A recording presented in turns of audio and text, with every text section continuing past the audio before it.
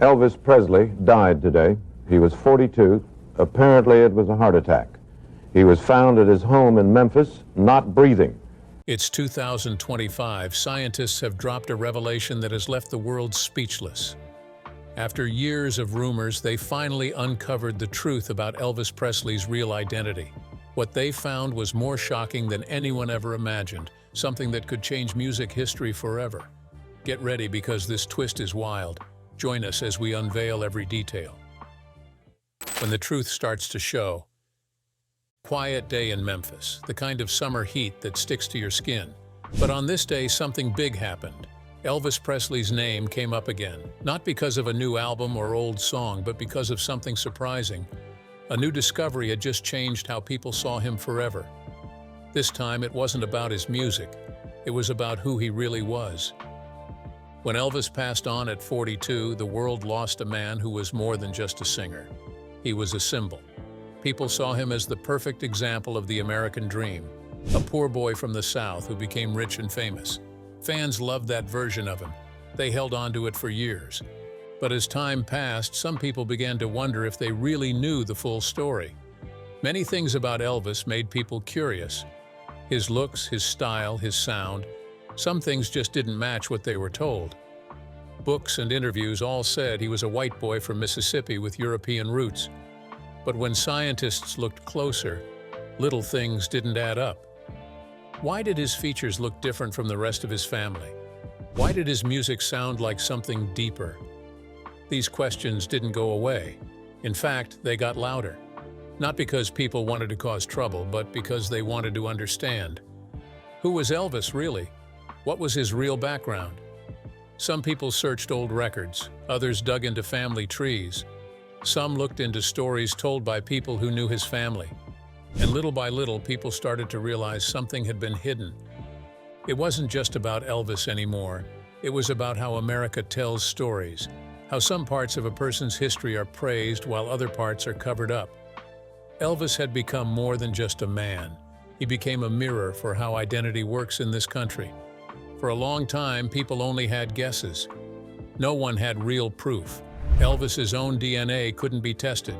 There weren't any legal samples.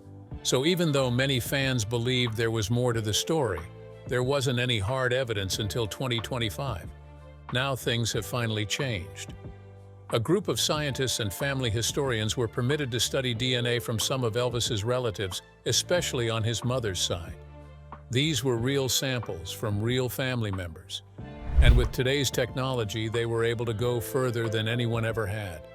It wasn't just one lab doing the work. This was a big project. Experts from different places worked together. DNA scientists, family researchers, and historians. They weren't trying to prove anything wild. They just wanted to know the truth. New tools in genetic science made this possible. Researchers could now look closely at family lines and see patterns from hundreds of years ago. Old rules about privacy had also changed, so they could look at records that were once hidden. And with help from Presley family members, they had access to things that had never been shared before. It's really hard to comprehend it because in 15 years, it's hard to comprehend that happening, you know.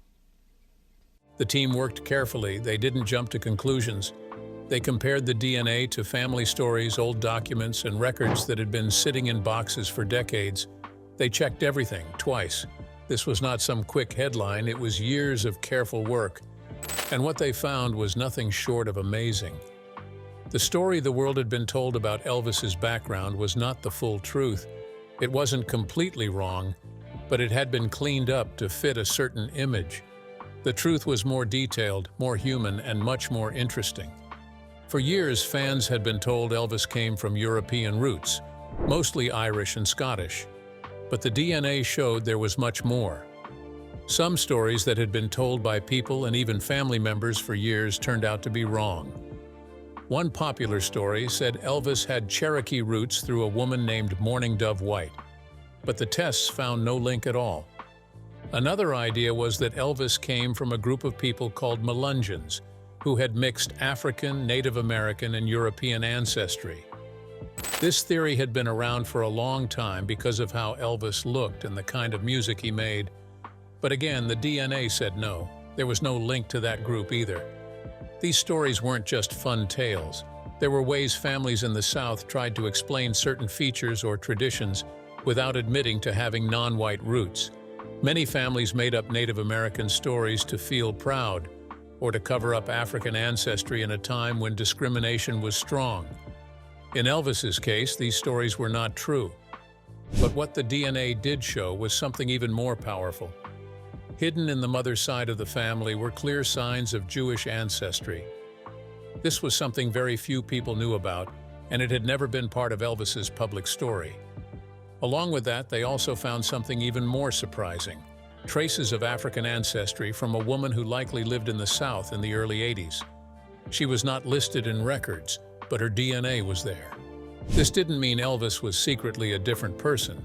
It just meant his story, like many in America, was mixed. It showed that families sometimes leave out important truths to survive, and it reminded people that identity is not always simple. These findings made many people think differently about his music. He wasn't just borrowing styles from black artists. He may have been expressing something already inside him, passed down through generations. Elvis's fame had always been tied to the idea of him being a white man singing music from another world. But now, with this new information, the lines were not so clear. Maybe he wasn't just copying a sound. Maybe he belonged to that sound in a way no one ever guessed. This new research wasn't about tearing down a legend. It was about giving him back the truth that had been taken from him, maybe even hidden from himself. It was about looking past the success and fame and seeing a real person shaped by real history, with roots deeper than the world ever imagined. This is not all. There are more details hidden in his identity. Secrets carried in blood. When a family carries stories from one generation to another, things often get lost or changed. Names are forgotten, details are softened. Sometimes entire parts are left out, not by mistake, but on purpose. In the case of Elvis Presley, it wasn't just one story that faded. There were many. And when the truth started coming out, even longtime fans were left speechless. One of the most famous claims tied to Elvis's background was about a woman named Mourning Dove White. For years, people believed she was part of his mother's side of the family, said to be a Cherokee ancestor. The tale was told often, passed around in books, interviews, and family conversations. Elvis's mother, Gladys, was said to have believed it too. It gave the Presley name a kind of mythical feeling, like Elvis carried something spiritual and mysterious in his blood. But the problem was, no one could ever find solid proof. The name didn't appear in old government records, tribal rolls, or census documents. Still, the story stayed around. People repeated it because they wanted to believe it. After all, it sounded special. But now that story finally met science. Researchers looked carefully at the DNA of Presley family descendants, especially from the maternal side, where this Cherokee connection would have come from. Using updated tools, they examined the exact parts of the DNA that would show Native American heritage. They compared it with thousands of samples from registered Cherokee groups across the country. Nothing matched. Not only was there no DNA evidence, but there wasn't a single paper trail that backed the Mourning Dove Whitetail. It seemed the name was either made up, mixed with another family story, or perhaps just passed down through mistaken memory. Either way, the link was broken. The truth? There was no Cherokee ancestry there. The story was built on wishes, not roots. Why would a family hold on to a story like that? In the American South, many white families shared similar tales. These stories often gave people a way to feel connected to something bigger, older, and more powerful. In some cases, saying your family had Native roots made you feel proud. In others, it was a way to explain certain features or skin tones without admitting to African ancestry, which carried social risks in those times. For Elvis's family, the Cherokee tale may have been just that, a shield. A beautiful one maybe, but not a true one. Another idea that followed Elvis for years was that he came from a group called the Melungeons. This community, found mostly in Appalachian regions, was known for having a mix of European, African, and Native American heritage. They were mysterious to outsiders and often misunderstood. Their history was full of hiding, passing, and being pushed out. Some people thought Elvis might be connected to the Melungeons because of his olive-toned skin, sharp cheekbones, and the way he moved on stage. Fans and family tree hunters tried to fit him into Melungeon family lines, placing him beside names like Goins, Gibson, or Collins. But every time someone tried to prove it, the path would stop short. There were no strong links, just guesses. Then came the 2025 DNA review. This time, the science went deep. It looked at known Melungeon genetic patterns, specific combinations of markers passed down through mixed families over centuries. The Presley DNA didn't match any of them. No signs of connection, no overlap in bloodlines, no evidence. In fact, none of the family records, no matter how far back they checked, showed links to the areas most Melungeon families came from. Elvis's family tree didn't cross their path, so another theory that once felt possible quietly fell away.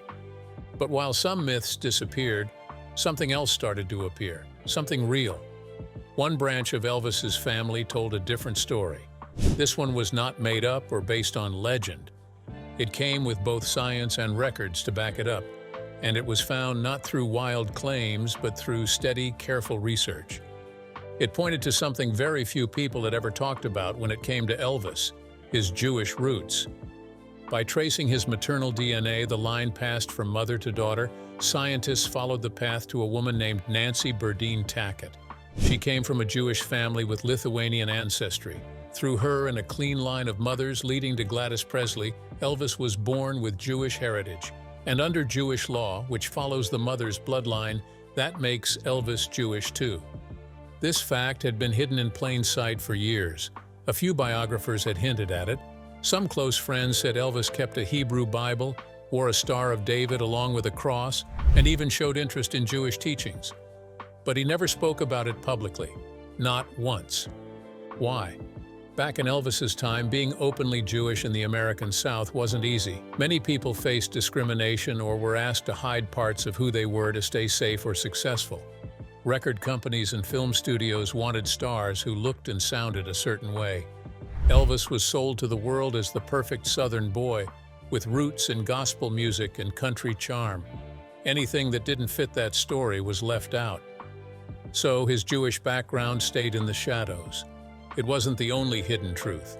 The same DNA study that confirmed his Jewish heritage also revealed something even more surprising: an African ancestor from several generations back. This woman lived sometime in the early 1800s, likely in the South. Her name was lost, her face unknown, but her DNA survived, carried quietly through the maternal line generation after generation until it reached Elvis. The amount of African ancestry was small, but its meaning was huge. It challenged everything people thought they knew. It also made sense of things people had wondered for years: his appearance, his musical instincts, even the feeling he gave off when he performed. Maybe these weren't things he learned. Maybe they were part of him all along. Elvis's music had always drawn from black traditions, blues, gospel, and rhythm and blues. Some people praised him for it. Others accused him of copying. But with this new knowledge, the line between influence and inheritance became harder to see. The question now wasn't, did Elvis steal a sound? It was, how much of that sound already belonged to him through blood, through memory, through history? He may never have known about these ancestors, or maybe he had a quiet sense. Either way, these discoveries showed one thing clearly: Elvis was more than a singer from Mississippi. His story, like so many American stories, was layered, mixed, and full of parts people tried to hide, but the truth was always there, waiting to be found. To simply understand Elvis Presley's identity, let's go back over 200 years to a quiet part of Ireland, a past buried deep. Most people only see the surface of a famous life. For Elvis Presley, that surface was the shiny suits, screaming crowds, and bright lights. But what few people saw was the long path behind him, one that began long before Tupelo, Mississippi. In the late 1700s, there lived a man named William Presley. He was part of a small farming community in County Wicklow. a place known for its rolling green hills and stone cottages. Life there was tough but stable until one day it wasn't. William found himself at the center of an attack. The records from the time are clear. He was beaten badly by several men, dragged through the dirt, and left injured. The reason for the conflict was never fully explained. Some said it was over land disputes. Others guessed it had to do with politics, which were heating up across Ireland back then. Whatever the cause, one thing was certain. William feared for his life. He didn't stay to take another chance. With little warning, he and his young son packed what they could and boarded a ship. Their journey took them to America, landing first in New Orleans before heading north to Tennessee. It was a rough start in a new country, far from the green fields of home, but it was safer, and it was where the Presley family began to grow roots again. This part of Elvis's story was almost forgotten. It didn't fit the flashy version people like to tell, but those who traced the family history knew it was real. Court documents and ship records proved it. While other rumors around his ancestry fell apart, this one stood strong. And it mattered not just because it was true, but because it added a very different layer to the man known as the King. William Presley didn't come to America for a better job or more land. He came running from issues. He came with bruises and fear. His story wasn't about chasing dreams, it was about trying to survive. That truth passed down quietly through the years, placed away behind the family's southern image. By the time Elvis was born, the Irish part of his past was still there, but few people talked about it. Deep down in the bloodline, there was a memory of escape, of loss, of starting over. And maybe that's why Elvis always carried a sense of longing in his songs. Maybe some part of that old pain never really left. But the story doesn't stop there. Along with Irish roots came a long American journey. From Tennessee, the Presley family spread out, settling in places like Mississippi and Arkansas. Life wasn't easy. They worked hard, often lived poor, and stayed out of the spotlight. There are no big mansions or grand titles in those old family trees, just simple people trying to get by. It's easy to forget that Elvis came from such modest beginnings, but those who knew him said he never did. He often spoke with pride about his parents, especially his mother. Gladys was his rock. She believed in him before anyone else did. And though she likely didn't know the full depth of their family past, she carried its strength. It's possible that the family's hidden truths were part of what shaped Elvis's strange mix of confidence and loneliness. He could light up a room, yet sometimes seemed far away even when smiling. He had money, fame, and fans, but also a deep need to belong. Maybe it came from that Irish sense of exile. Maybe it was the silence handed down from generations who didn't talk about certain things. That silence became part of the mystery. Even though Elvis rarely spoke about his background in detail, there were clues in the way he acted. He was known to explore different religions, to read deeply, and to surround himself with symbols from multiple faiths. Crosses, stars, and Hebrew letters all hung around his neck at one point or another. To some, it looked like a man searching for meaning. To others, it looked like a man carrying a past too complicated to explain. It's worth asking, did Elvis know about the deeper parts of his family history? Did he feel it in his bones, but not have the words to say it? Or was he kept from it, just like so many people in America whose families had learned to stay quiet about differences? The answers might never come. But the new genetic findings offered a clearer picture than ever before. They confirmed what some suspected and what others never even imagined. His past was not simple. It was mixed and shaped by people who ran, who hid, who held secrets close for safety. For example, the African ancestry found on his maternal side was not something anyone in the family had spoken about. It dated back to the early 1800s, likely in the Deep South. The woman it came from remains unnamed, but her presence in the bloodline was strong enough to show up through DNA nearly 2 centuries later. Back in those days, having African ancestry could mean danger. Families who found themselves with mixed roots often erased those connections. They passed as white. They buried the truth. Sometimes they forget it completely. Other times they chose not to remember.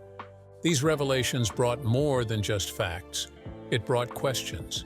How many other American families have stories like this? How many people walk through life with no idea what their ancestors faced or who they really were? In Elvis's case, the answers didn't make him less. If anything, they made him more real, more human, more connected to the country he sang about. He was not just the product of fame. He was the echo of centuries of flight, of fear, of hope. And in the music he made, maybe all those pieces came together. Not in words, not in speeches, but in feeling, in soul, in sound. With all of these, it's obvious that Presley's music never belonged to just one category. He wasn't only rock and roll or just country or only gospel. From the start, his voice carried pieces of every sound he'd ever heard and maybe even some he hadn't. The question has always been asked, how did one man capture so many styles and turn them into something brand new?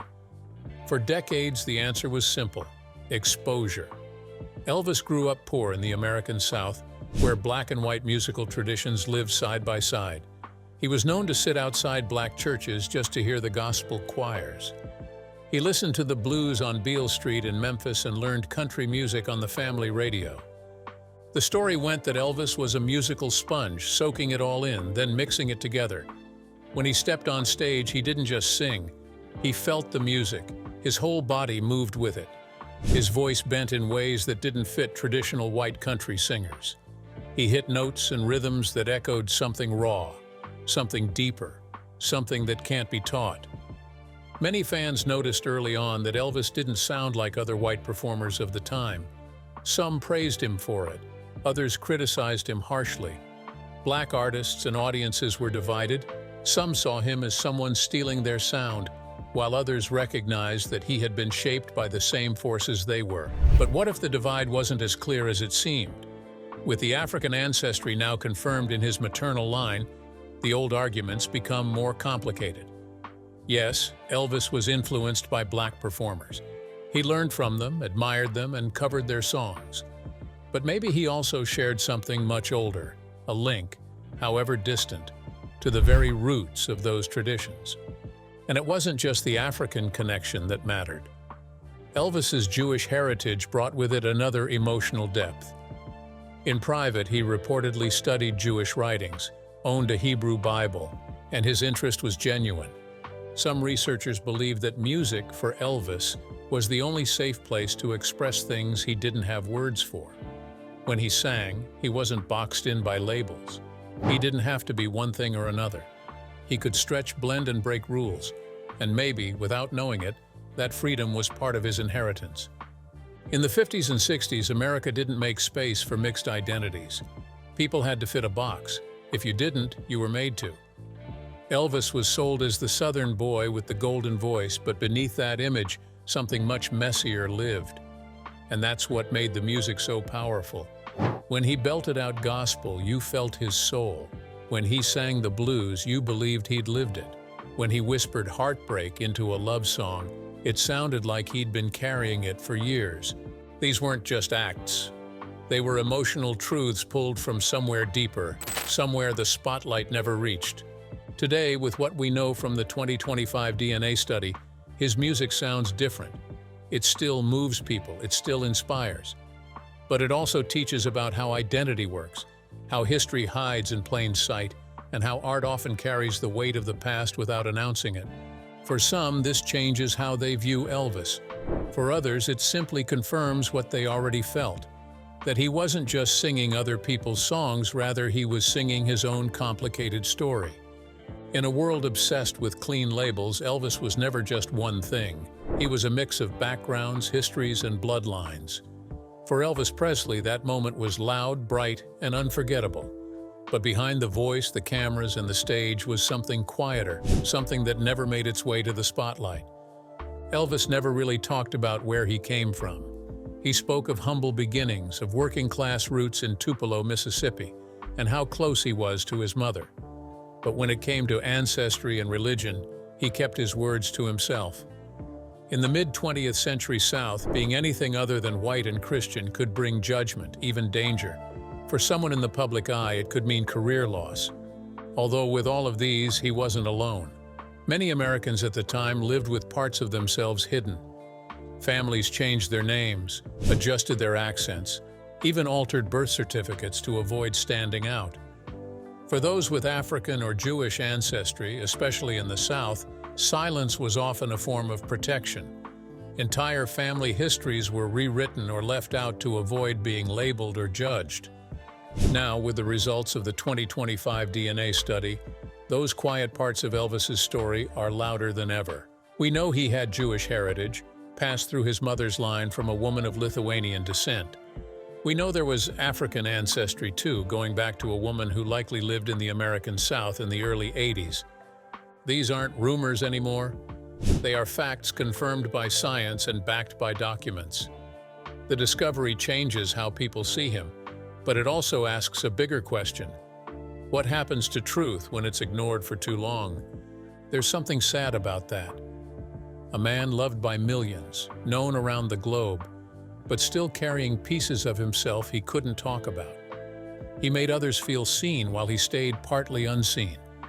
Even in moments of great success, there was always a quiet pull, a loneliness that even fame couldn't fix. And maybe that loneliness was tied to identity. Not just his, but what it meant in America at the time. There's no doubt that Elvis's story fits into something bigger. It reflects the story of many American families, full of movement, mixture, and silence. It shows how people are shaped by more than what they're told. They're shaped by what's left out, the missing names. They skipped over memories, the unspoken truths. That emotion likely came from many places, from hardship, from heartbreak, from bloodlines filled with pain, faith, strength, and survival. His sound wasn't created in a studio. It was shaped by generations. The wails of Irish immigrants forced to leave home. The spirit of Jewish families holding on to faith through struggle. The buried voice of a black woman whose name was lost but whose presence endured. All of that lived in Elvis, even if he never said it. Outro. Some might wonder why it took so long to find the truth, but maybe it came exactly when it was meant to. In a time when the world is finally ready to ask harder questions, face deeper realities, and understand that identity isn't a straight line, and sometimes it takes decades or centuries to see the full picture. Elvis's legacy has always been powerful, but now it's more than that. It's honest, it's layered, it's human. And though he may not have told this part of his story himself, the silence is now broken. What are your best memories of Elvis Presley? Feel free to leave your thoughts in the comments, and don't forget to like, share, and subscribe. Thanks for watching. See you in the next video.